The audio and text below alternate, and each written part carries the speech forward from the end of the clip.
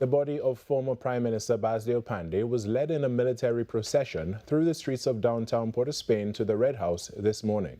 His daughter, Mickela Panday, was heartened by the love shown to her and her family by the members of the public. Joseph Wharton has more. Many could be seen with their phones in hand, hoping just to get a piece of the procession for their personal archives.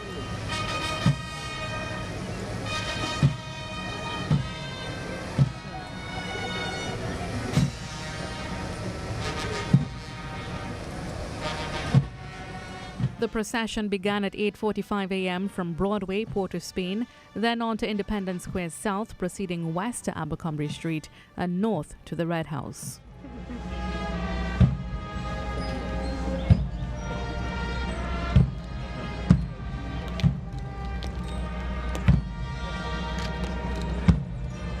As his body was taken inside of the Red House, many stood solemnly.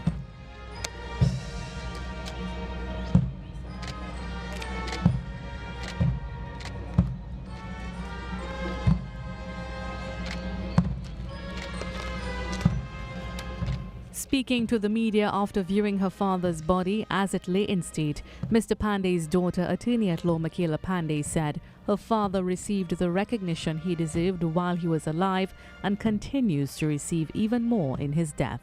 And again, I can't stop saying thank you so very much to the people of Trinidad and Tobago, north, south, east, west. When asked if she agreed with the suggestion of many to have the Piarco International Airport named after Mr. Panday, she tried to think of what her father would say. And he would say, "What you naming anything after me for?" That's what he would say. "Don't name anything after me." He'd probably want constitutional reform if he wanted anything. It was never about him. It was not about his name. It was always country before self. And therefore, what will help the country? He believed that constitutional reform would have helped the country, so that was what he would want. I'm echoing his sentiments as I feel he would have said. She, however, commended the Sanatan Dharma Mahasabha for making the decision to rename the Shiva Boys Hindu College in Mr. Panday's honor. It's great if it will inspire the youth, because he was interested in the youth and he loved the youth of this nation. He believed the youth were the future of this nation. He believes that education was the way out of poverty and how you can change your life and have control of your life. So it's a wonderful honor and we're very grateful, and I thank them on his behalf. Ms. Panday said she and her family are coping well. I'm struggling a little bit, but we have had love and support, so thank you. She'll get there, one step at a time. As she and her family exited the Red House, she greeted all of those waiting to pay their respects with a hug and a thank you. You okay? Yeah. In this hot sun for Dad? Oh. Here's your favorite? It's my favorite. You know how happy you make me feel. Yes, accept my sympathy. Thank you. Thank you, thank you, thank you, thank you, thank you on behalf of my papa. Thank you. He loves y'all. My condolences. I'm so strong, y'all making me feel. Mayor of Port of Spain, Chinua Allen, said Mr. Panday was a man who dedicated his life to service. It was important to me to take the opportunity today to visit the Rotunda of the Parliament to pay my respects. Not only on my own behalf, but on behalf of the people of the citizens of Port of Spain.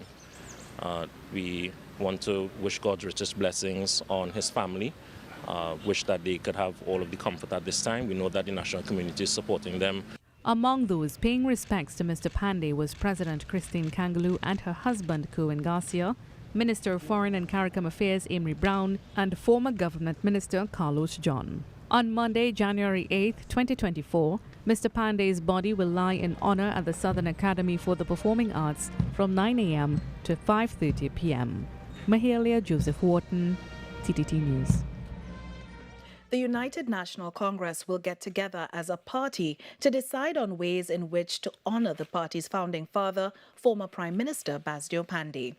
Members of the UNC paid their respects to Mr. Panday on Friday as his body lay in state at the Rotunda of the Red House in Port of Spain.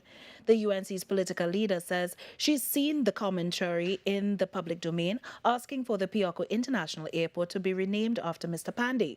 She says, however, there should be no rush to make decisions on how the former Labour leader should be honoured.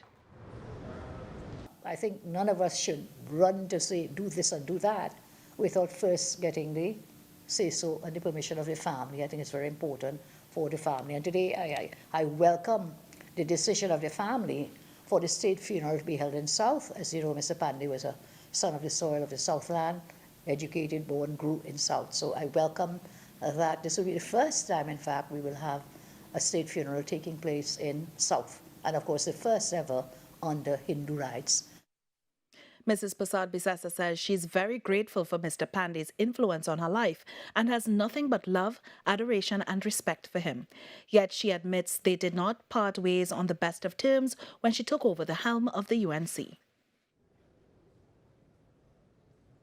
Yes, I have always been tremendously impressed with his dedication to duty and service to the people of Trinidad and Tobago. It is true, it is not a secret. In his later years, there was not really a cordial relationship, but I remember and repeat what he himself has said, what he said himself. I have no enemies. He said, Mr. Panday, I have no political enemies. I only have political opponents. They understood the reality, politique real, as they say, of the day and of today.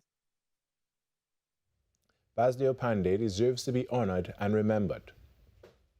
This from Chief Secretary Fali Agustin as he extended condolences to the family of Trinidad and Tobago's fifth Prime Minister during a press briefing held earlier this week. Mr. Panday came into office as a result of support from two Tobago seats at a time when the election result resulted in 17-17-2. And there was no clear majority in the House of Representatives. And the two Tobago seats, including Mr. Robinson and Ms. Pamela Nicholson, they joined with him in a coalition to form the government. And so Tobago is certainly responsible for the first time he became Prime Minister in a significant way. Chief Secretary Agustin said the THA also plans to remember Mr. Panday. Certainly when they have given of themselves for a period such as extensive as Mr. Panday did, for such a long period of time, certainly the country deserves to stop and pay attention and give honor where honor is due. And so, like the rest of the country, we are also flying our flags at half-mast. A condolence book has been opened at the Assembly Legislature for Mr. Basdeo Panday.